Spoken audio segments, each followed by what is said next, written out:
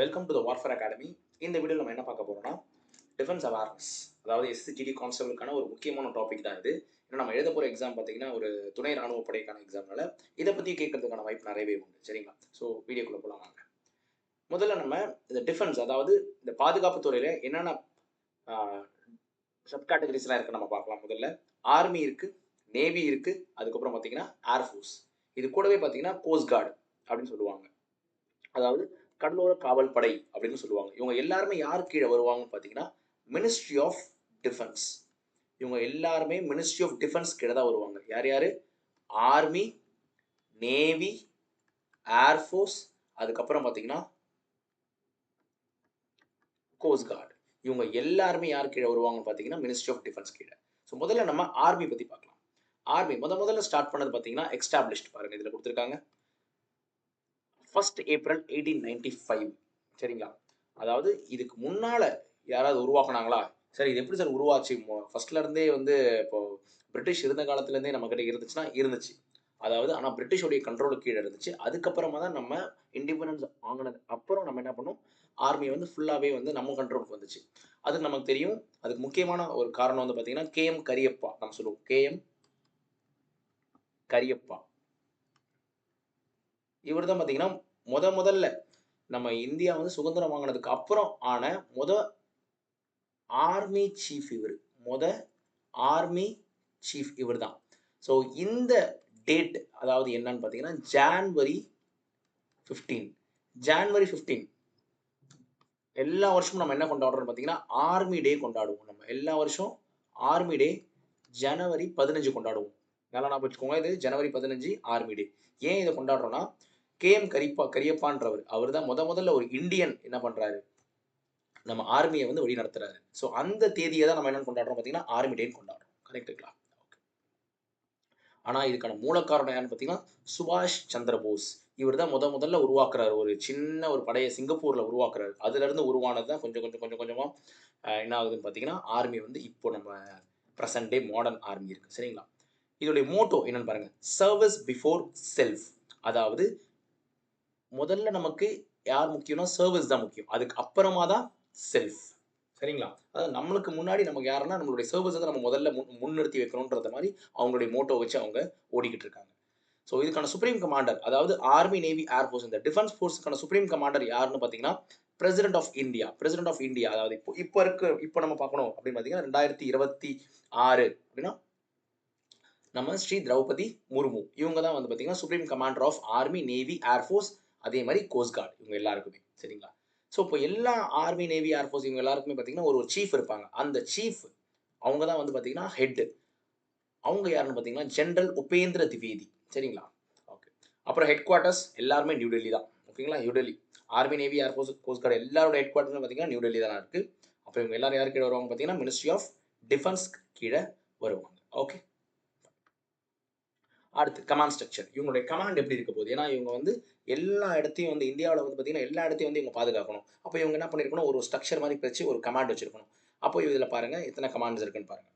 மொத்தம் 7 கமாண்ட் இருக்குது இதில். இது ரொம்ப முக்கியம். ஓகேங்களா? இது எக்ஸாமுக்கு கேட்க வாய்ப்பு நிறையவே உண்டு. சென்ட்ரல் கமாண்ட் லக்னோ உத்தரப்பிரதேஷில் இருக்குது. ஈஸ்டர்ன் கமாண்ட் கொல்கத்தா வெஸ்ட் பெங்காலில் இருக்குது. அதாவது நம்ம இந்தியா மேப்பில் நம்ம வரைஞ்சாலுமே பார்த்தீங்கன்னா உங்களுக்கு தெரியும். ஓகேங்களா? நான் ஃபார் எக்ஸாம்பிள் ஒரு இந்தியா மேப்பில் நான் சும்மா வரைகிறேன் பாருங்கள். இதை நான் மார்க் பண்ணுறேன், உங்களுக்கு கொஞ்சம் ஐடியா கிடைக்கும். இப்போ சென்ட்ரல் கமாண்ட் அப்படின்னு சொல்கிறாங்க உத்தரப்பிரதேஷ் இங்கே இருக்குது. ஓகேங்களா? Central command Uttar Pradesh. அப்புறம் ஈஸ்டர்ன் கமாண்ட் கொல்கத்தாவில் இருக்குது, அதாவது வெஸ்ட் பெங்கால் இங்கே. நார்தர்ன் கமாண்ட் உதம்பூர் ஜம்மு காஷ்மீரில் இருக்குது. Northern command Udhampur Jammu Kashmir. Southern command Pune Maharashtra. Southern command Pune Maharashtra. South west command Jaipur Rajasthan. Western command Chandimandir Haryana. Army training command Shimla Himachal Pradesh. அப்போ இவங்களுடைய மொத்த கமாண்ட் எதுக்குள்ள போகுது பார்த்தீங்களா? டீப் சவுத்க்கு கீழே வரல. ஏன்னா இங்கே ஃபுல்லாக வாட்டர் பாடிஸ் இருக்கனால அவங்களுக்கு அந்த அளவுக்கு வேலை கிடையாது. அதனால தான் அவங்களுடைய சதர்ன் மோஸ்ட் கமாண்ட் எங்கே இருக்குன்னு பாருங்க, பூனேல இருக்கு பாருங்க. Southernmost command of army is in Pune. So அவங்களுக்கான வேலை இங்கன்னா இங்கே மட்டும் தான் லேண்ட் இருக்குது. ஸோ அவங்கள பாதுகாக்க வேண்டிய இடம் வந்து பார்த்தீங்கன்னா இங்கே தான் அதிகம்.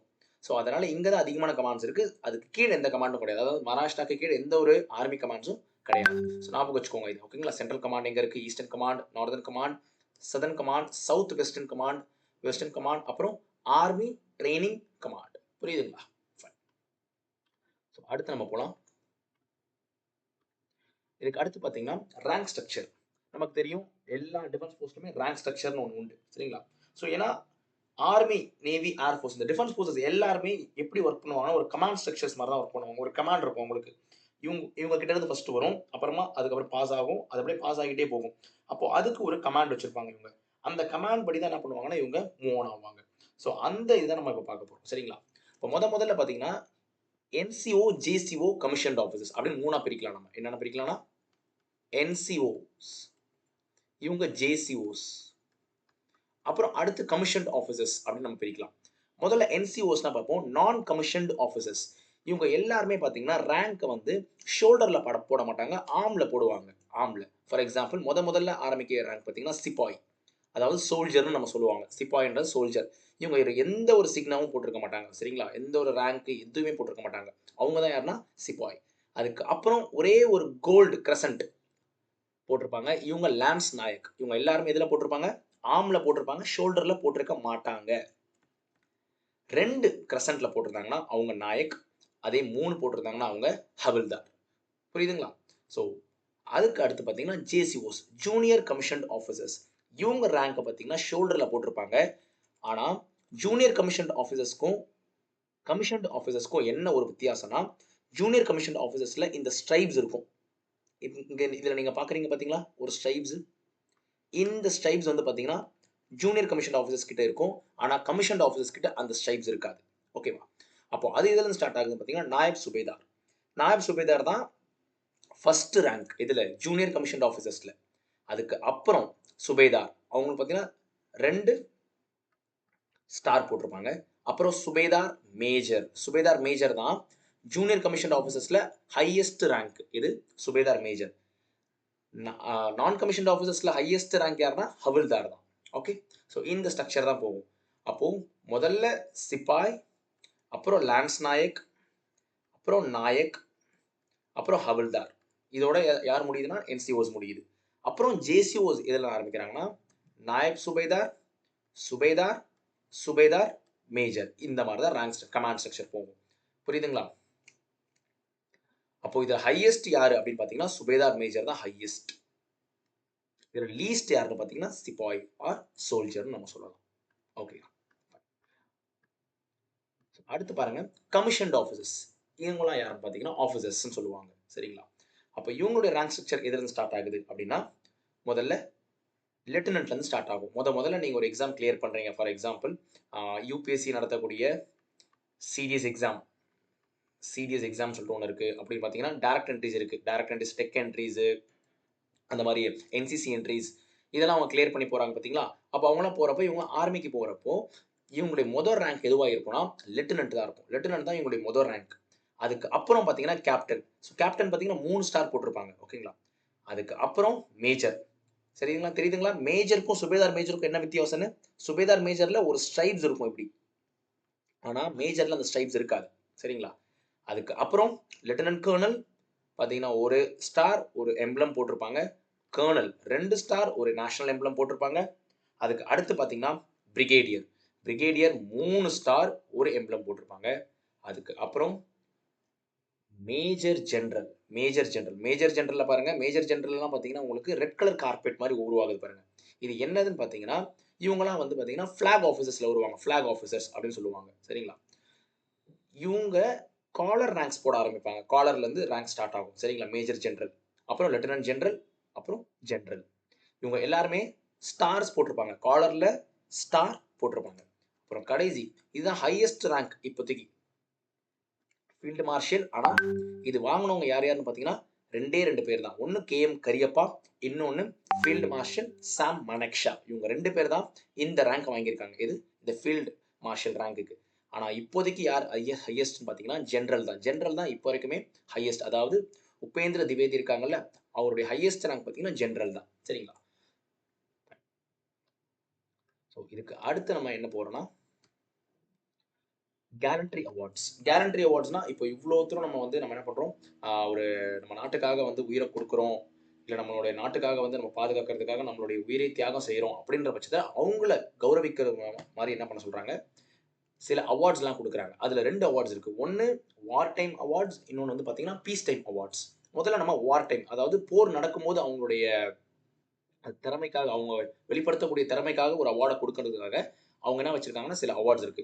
அதுலலாம் பார்த்தீங்கன்னா இது பரம்வீர் சக்ரா, இதுதான் ஹையஸ்ட் கேலண்ட்ரி அவார்ட். ஒரு ஒரு போர் நடக்குது அப்படின்னா, நீங்க ஒரு ஒரு பேட்டில் நீங்க நடந்துட்டு இருக்கீங்க, அப்போ உங்களுடைய மொத்த ப்ராக்டிஸையும் நீங்க என்ன பண்ணீங்க, பயன்படுத்தி நீங்க வந்து உங்க எனிமி பங்கர்ஸை வந்து நீங்க நியூட்ரலைஸ் பண்றீங்க அப்படின்னா, பண்ணி உங்களுடைய உயிரை நீங்க தியாகம் செய்றீங்க அப்படின்ற பட்சத்தில் உங்களுக்கு இந்த அவார்டு கிடைக்கும். பரம்வீர் சக்ரான்னு சொல்லுவாங்க, பிவிசி. இதுதான் ஹையஸ்ட் உயரிய விருதான ஹையஸ்ட் பரம்வீர் சக்ரா உங்களுக்கு கொடுப்பாங்க. இது பார்த்தீங்கன்னா செல்ஃப் சாக்ரிஃபைஸ்னு சொல்றாங்க பாருங்க. செல்ஃப் சாக்ரிஃபைஸ் நீங்க பண்றீங்க. யாருக்காக? நம்ம நாட்டுக்காக நீங்க பண்றீங்க.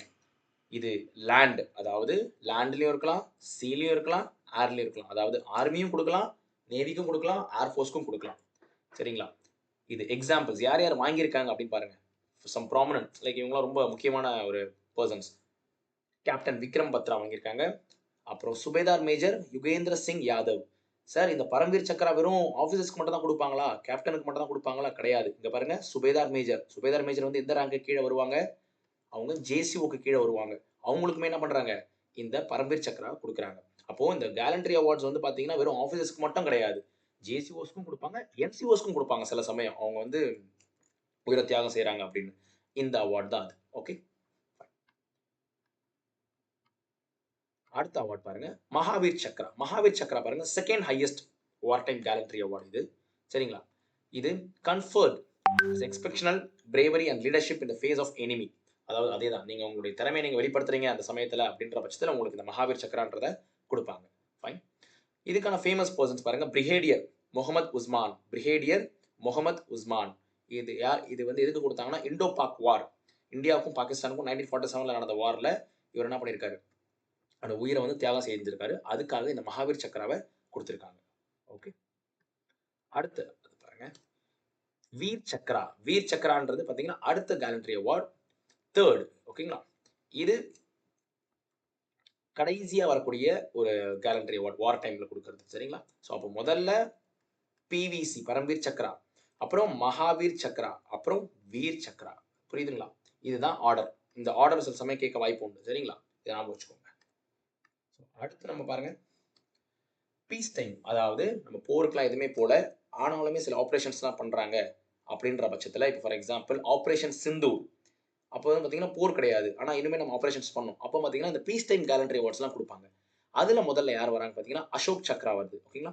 அசோக் சக்ரா இது ஹையஸ்ட் பீஸ் டைமில் கொடுக்கக்கூடிய கேலண்ட்ரி அவார்ட். அதாவது வார் நம்ம போல, அதாவது நமக்கு தெரியும் 1947 ஒரு வார் நம்ம போனோம், 1962 ஒரு வார் போயிருந்தோம். ஓகேங்களா? இப்போ 1972 அதுலேயுமே 72 71 நம்ம என்ன பண்ணியிருந்தோம், வார் போயிருந்தோம். ஆனால் இப்போ இந்த ஆப்ரேஷன் சிந்தூரில் நம்ம எந்த ஒரு வாருமே கிடையாது. ஆனால் அப்பயுமே சில பேர் நம்ம என்ன பண்ணியிருப்பாங்க, தன்னோட உயிரை வந்து தியாகம் செஞ்சிருப்பாங்க. அவங்களுக்காக கொடுக்கறது தான் இந்த பீஸ் டைம் கேலண்டரி அவார்ட்ஸ். அதுதான் அசோக் சக்ரா. சரிங்களா? இது ஃபேமஸ் பர்சன் யாருன்னு பார்த்தீங்கன்னா மேஜர் சந்தீப் உன்னிகிருஷ்ணன். இது எல்லாருக்குமே தெரியும். இவர் வந்து பார்த்தீங்கன்னா ஒரு என்எஸ்ஜி, நேஷனல் செக்யூரிட்டி கார்டு. ஓகேவா? நேஷனல் செக்யூரிட்டி கார்டோட ஒரு ஆஃபீஸர் மேஜர் சந்தீப் உன்னிகிருஷ்ணன். மும்பையில் நடந்த இந்த தாஜ் ஹோட்டல் அட்டாக் இருக்கு பார்த்தீங்களா, அதில் அவருடைய உயிரை தியாகம் செஞ்சதுக்காக இந்த அசோக் சக்ராவை அவருக்கு கொடுத்தாங்க. இதை யார் கொடுப்பாங்கன்னு பார்த்தீங்கன்னா பிரசிடென்ட் ஆஃப் இந்தியா. சரிங்களா? நியூ டெல்லியில் கூப்பிட்டு கொடுப்பாங்க. அடுத்து பாருங்க, Kirti Chakra. Kirti Chakra second highest peace time gallantry award. இது எதுக்கு பார்த்தீங்கன்னா ஆன்டி இன்சர்ஜென்சி, அதாவது இந்த இன்சர்ஜென்ஸ்லாம் இருக்காங்கல்ல, ஊடுருவி வருவாங்கல்ல, அவங்கள தடுக்கிறதுக்காக நம்ம பண்ணுறோம் அப்படின்னா ஒரு ஆப்ரேஷன்ஸ் பண்ணுறோம், அதில் உயிர் தியாகம் செய்கிறாங்க. அவங்க இல்லை உயிர் தியாகம் செய்யலைனாலுமே அவங்க வந்து நல்ல ஒரு நிறைய பேர் கொண்டு இருக்காங்க அப்படின்ற பட்சத்தில் இந்த அவார்ட் கொடுப்பாங்க. அப்புறம் ஆன்டி டெரர், அதாவது டெரரிசம் ஆப்ரேஷன்ஸ்க்கு இந்த கீர்த்தி சக்ரா கொடுப்பாங்க. இதுக்கு அடுத்து அவார்ட்ஸ் பார்த்தீங்கன்னா ஷௌரியா சக்ரா. இது தேர்ட். இது சரிங்களா? இது தேர்ட்ல வரும். ஃபைன். அடுத்து நம்ம என்ன பண்ண போறோம், நேவிக்கு போறோம். ஸோ நேவியில் பாருங்க, இது என்னது, பாரதிய நௌசேனா மெடல். சாரி, பாரதிய நௌசேனான்னு சொல்லுவாங்க இதை ஹிந்தியில். ஓகேங்களா? இதோடைய ஆரிஜின் பாருங்க 5th செப்டம்பர் 1612 நேவி டே. அதே மாதிரி எல்லா வருஷமும் நேவி டே எப்போ கொண்டாடுவாங்க அப்படின்னு பார்த்தீங்கன்னா டிசம்பர் 4. ஏன் சார் டிசம்பர் 4 கொண்டாடுறாங்க? ஆரிஜின் ஆனது 5th செப்டம்பர் தானே, ஏன் டிசம்பர் 4 கொண்டாடுறாங்கன்னா இந்த நாளில் தான் நம்ம என்ன பண்ணியிருந்தோம், பங்களாதேஷ்ன்ற ஒரு நாடை உருவாக்குனதுக்கு இந்த நேவி ரொம்ப ஒரு முக்கியமான ஒரு பங்களிப்பை கொடுத்தாங்க. அதில் பாகிஸ்தானில் இருக்கக்கூடிய கராச்சி போர்ட்டை வந்து இவங்க என்ன பண்ணாங்கன்னா டெஸ்ட்ராய் பண்ணாங்க, ஓகேவா, மிசைல்ஸை வச்சு. ஸோ அந்த ஒரு விக்டரியை கொண்டாடுறதுக்காக, அந்த ஒரு சக்ஸஸை கொண்டாடுறதுக்காக டிசம்பர் 4 எல்லா வருஷமும் என்ன கொண்டாடுறாங்கன்னு பார்த்தீங்கன்னா நேவி டே கொண்டாடுறாங்க. சரிங்க, ஞாபகம் வச்சுக்கோங்க. ஸோ ஆர்மி டே வந்து பார்த்தீங்கன்னா January 15, navy day December 4. Motto பாருங்க, நேவியோட மோட்டோ ஷாம் நோ வர்னா அப்படின்னா may the lord of the oceans be auspicious unto us அப்படின்ற ஒரு மோட்டோல இவங்க முன்னேறி போயிட்டு இருக்காங்க. இதுக்கு அடுத்து பாருங்க blue water navy. Blue water நேவின்றது ஒன்றும் கிடையாது, one of the only few navies in the world with operational reach across oceans. அதாவது நம்மளுடைய எல்லையை தாண்டி இருக்கக்கூடிய தண்ணிகளை வந்து வாட்டர் பாடிஸ் இருக்கு பார்த்தீங்களா, வாட்டர் பாடிஸை வந்து பாதுகாக்கிறதுக்காக நம்ம இந்தியா வந்து அனுப்புறாங்க. அதுதான் ப்ளூ வாட்டர் நேவின்னு சொல்லுவாங்க. சரிங்களா? இப்போ மற்ற கண்ட்ரீஸோடைய வாட்டர் பாடிஸை பாதுகாக்கிறது பார்த்தீங்கன்னா நம்மளுடைய இந்தியன் நேவிலேருந்து ஆஃபீஸஸ்லாம் போயிருக்காங்க. அதுதான் ப்ளூ வாட்டர் நேவி கான்செப்ட். அடுத்து பாருங்க கமாண்ட் ஸ்ட்ரக்சர். இதுக்கு பாருங்க 3 கமாண்ட் ஸ்ட்ரக்சர்ஸ் தான் இருக்கு. அதே மாதிரி நான் மேப்ல வரைஞ்ச காமிச்சா உங்களுக்கு புரியும். உங்களுக்கு இதுல பாருங்க, இதுல வெஸ்டர்ன் கமாண்ட் மும்பை, அவ்வளவுதான். Eastern command Vizag, southern command Kerala Kochi. ஏன் இந்த மூணு இடத்துல தான் இருக்குன்னா இங்க மட்டும் தான் நமக்கு என்ன இருக்கு, வாட்டர் பாடிஸ் இருக்கு. அதாவது அரேபியன் சி இங்க இருக்கு, பே ஆஃப் பெங்கால் இங்க இருக்கு. ஸோ அதனால தான் நமக்கு 3 கமாண்ட் ஸ்ட்ரக்சர்ஸ் தான் இதில் கொடுத்துருக்காங்க.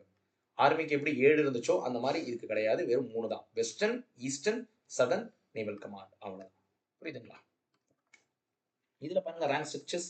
இதில் இருக்கக்கூடிய ரேங்க் ஸ்ட்ரக்சர் அதே மாதிரி தான் வரும். ஜூனியர் ஆஃபீஸ் இதில் பாருங்க, முதல்ல நான் கமிஷன்ட் ஆஃபீஸர்ஸ் பார்ப்போம். No insignia, seaman second class, seaman first class. இவங்க 2 பேருமே என்ன பண்ண மாட்டாங்க, இன்சிக்னாஸ் எதுவுமே போட மாட்டாங்க, ரேங்க் எதுவுமே போட மாட்டாங்க. இதுக்கு அப்புறம் பார்த்தீங்கன்னா ஷோல்டர்ல போட மாட்டாங்க, இவங்க எல்லாருமே ஆம்ல போடுவாங்க. இந்த லீடிங் சீமேன்ன்றது ஆம்ல போடுவாங்க, பெட்டி ஆஃபீஸர்ன்றதையும் ஆம்ல போடுவாங்க.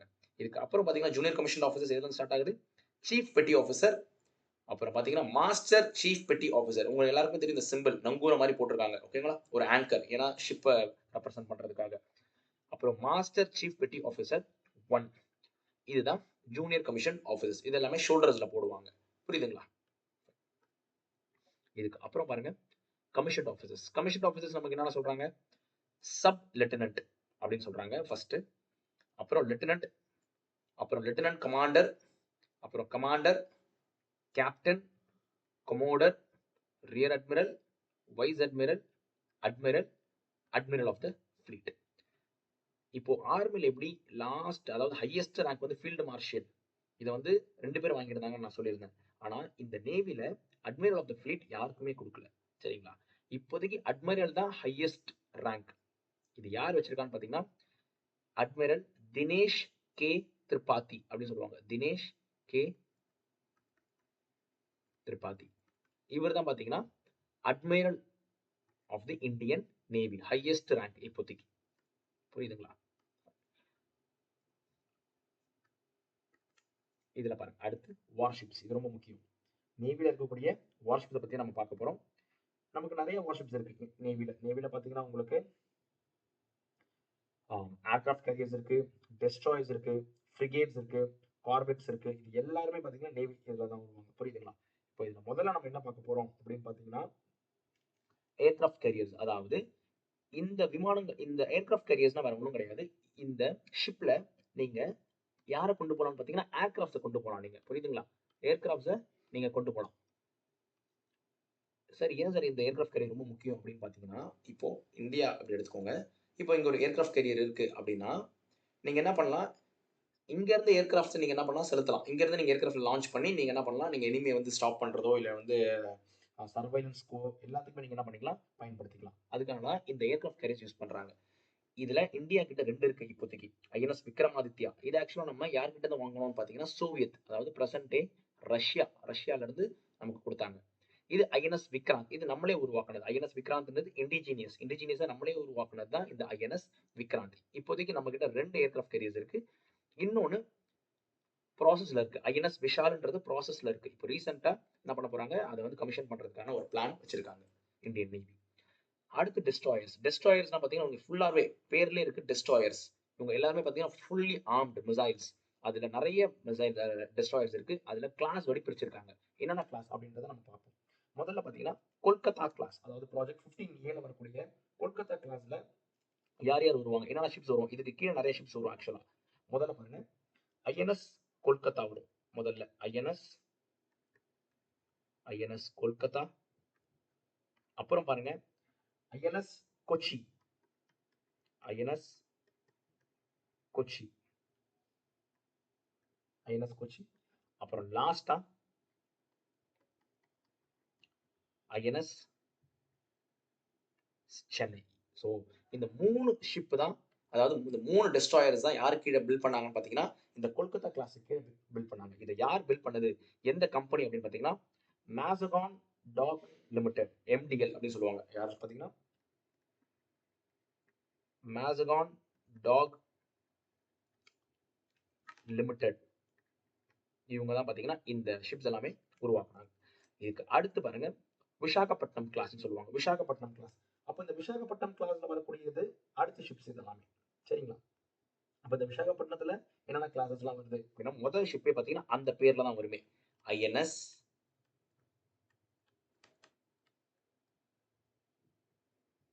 விசாகப்பட்டினம். அடுத்து ஐஎன்எஸ் மர்மோகோவா. இதெல்லாமே தெரியுதுங்களா உங்களுக்கு? ஊர் பேர் மாதிரி இருக்கு பாருங்க. அடுத்து ஐஎன்எஸ் இம்பால். அப்புறம் கடைசியா இதுல யாருன்னு பாத்தீங்கன்னா INS Surat, INS Surat. So இதுல மொத்தம் 4 ஷிப்ஸ் இதுல வந்து என்ன பண்ணிருக்காங்க, பில்ட் பண்ணிருக்காங்க. இதை பில்ட் பண்ணது யாரு, அதே கம்பெனி தான், மேசகான் டாக் லிமிடெட். இவங்க தான் வந்து பில்ட் பண்ணிருக்காங்க. அப்போ இந்தியாவில் அதிகமா இந்த மாதிரி ஷிப்ஸ்லாம் பில்ட் பண்ணக்கூடிய கம்பெனிஸ்லாம் நான் இங்க சொல்றேன் பாருங்க. முதல்ல Kochi shipyard limited, Kochi shipyard limited. அப்புறம் இந்த எம்டிஎல், அதாவது மேசகான் டாக் லிமிடெட். இன்னொன்று கொல்கத்தால ஒன்று இருக்கு, அதாவது கார்டன் ரீச் ஷிப் பில்டர்ஸ். இவங்களாம் தான் மேஜர். அதாவது இன்னொன்று பார்த்தீங்கன்னா கோவா ஷிப்யார்ட் லிமிடெட் இருக்கு, கோவா ஷிப்யார்ட் லிமிடெட். இந்த 4 கம்பெனிஸ் தான் இந்தியன் நேவிக்கு அதிகமான ஷிப்ஸை வந்து என்ன பண்றாங்க, மேனுஃபேக்சர்ஸ் பண்றாங்க. புரியுதுங்களா? இப்போ நம்ம அடுத்து நம்ம பார்க்க போகிறது டெல்லி கிளாஸ். இப்போ இந்த டெல்லி கிளாஸ்லயுமே பார்த்தீங்கன்னா சில ஷிப்ஸ்லாம் வந்திருக்கும். நான் முதல்ல இதெல்லாம் இது பண்ணிடுறேன். இப்போ இந்த டெல்லி கிளாஸ்ல வரக்கூடிய ஷிப்ஸ் எல்லாமே பார்த்தீங்கன்னா ஒரு 3 இருக்கு. அதாவது ஷிப்பே பார்த்தீங்கன்னா அதோடைய பேர்ல தான் இருக்குமே, ஐஎன்எஸ் டெல்லி. அதுக்கப்புறம் பார்த்தீங்கன்னா ஐஎன்எஸ் மைசூர். அப்புறம் கடைசியா பார்த்தீங்கன்னா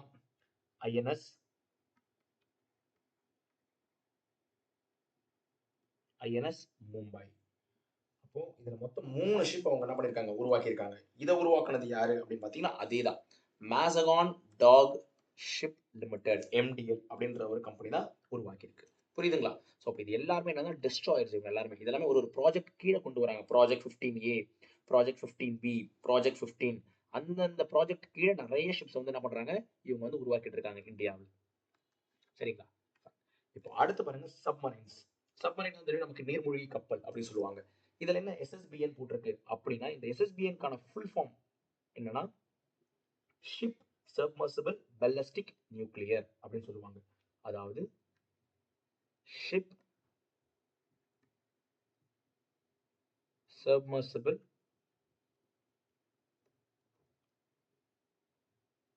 பாலிஸ்டிக் நியூக்ளியர் அப்படின்னு சொல்லுவாங்க. இப்போ இது எல்லாமே பார்த்தீங்கன்னா சப்மரைன்ஸ்ல ரொம்ப ரொம்ப இம்பார்ட்டன்ட். அதுவுமே வந்து நம்ம கிட்ட இருக்கக்கூடியது INS Arihant, INS Arighat, INS Chakra இவங்க எல்லாமே பார்த்தீங்கன்னா நம்ம கிட்ட இருக்கக்கூடிய சப்மரைன்ஸ். இவங்க எல்லாருமே தண்ணிக்கு கீழே, ஓகேங்களா, தண்ணிக்கு கீழே பார்த்தீங்கன்னா மாசக்கணக்கில் உள்ள இருப்பாங்க. உள்ள இருந்துட்டு என்ன பண்ணுவாங்க, எனிமியோடைய பங்கர்ஸாக இருக்கட்டும், எனிமியோடைய இந்த ஷிப் இது எல்லாத்தையும் வந்து என்ன பண்ணுவாங்க, இவங்க வந்து சர்வைலன்ஸ் பண்ணுவாங்க. ஸோ அதுதான் இவங்களுடைய மெயின் மோட்டோவே. சரிங்களா, இந்த சப்மரைன்ஸ்ல. அடுத்து ஏர்ஃபோர்ஸ். ஏர்ஃபோர்ஸ்ல பாருங்க நம்ம கிட்ட பாரதிய வாயு சேனா இது.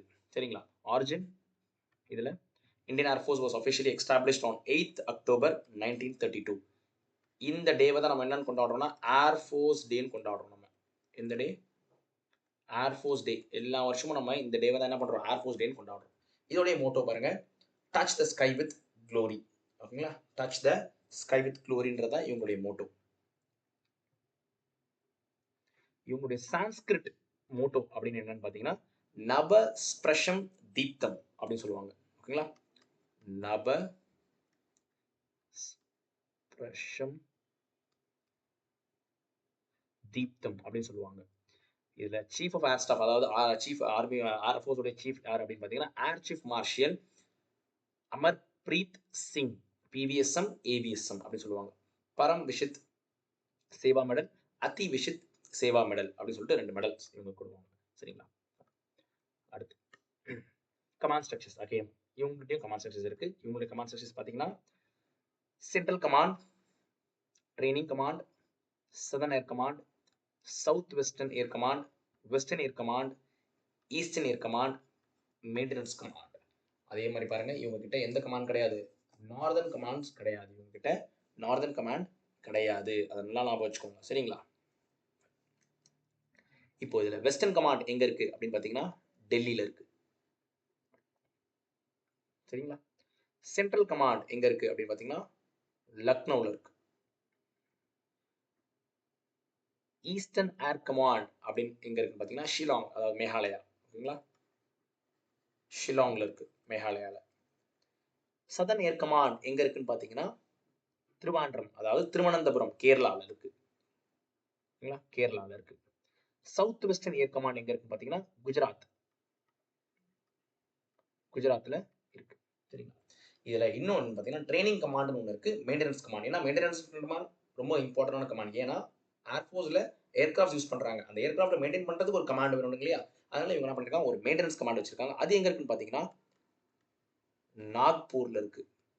அப்புறம் ட்ரைனிங் கமாண்ட் எங்க இருக்கு அப்படின்னு பாத்தீங்கன்னா பெங்களூர், பெங்களூர்ல தான் எங்களுடைய ட்ரைனிங் கமாண்ட் இருக்கு. ஸோ ஏர்ஃபோர்ஸ்ல நார்தர்ன் கமாண்ட்னு ஒன்று கிடையவே கிடையாது, ஞாபகம் வச்சுக்கோங்க. சரிங்களா,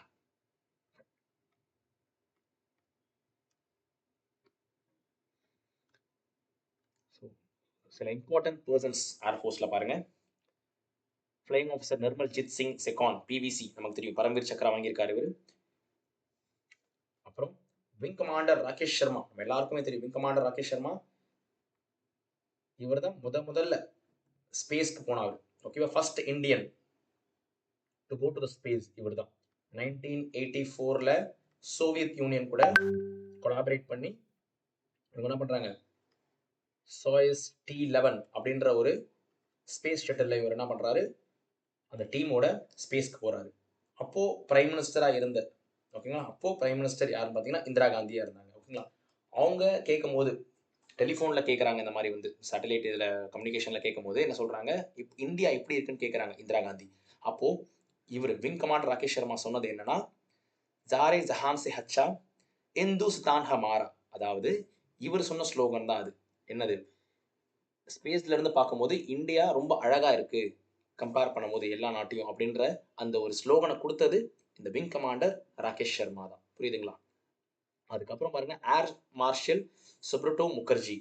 இவர் ஏன் ரொம்ப முக்கியம் அப்படின்னு பார்த்தீங்கன்னா இவர் தான் முதல்ல ஒரு ஃப்ளைட்டை கமாண்ட் பண்ணவர். ஓகேவா, first man, first officer, Indian officer du command flight, ஒரு ஃப்ளைட் வந்து கமாண்ட் பண்ணது இவர் தான் முதல்ல, ஏர் மார்ஷல் சுப்ரட்டோ முகர்ஜி.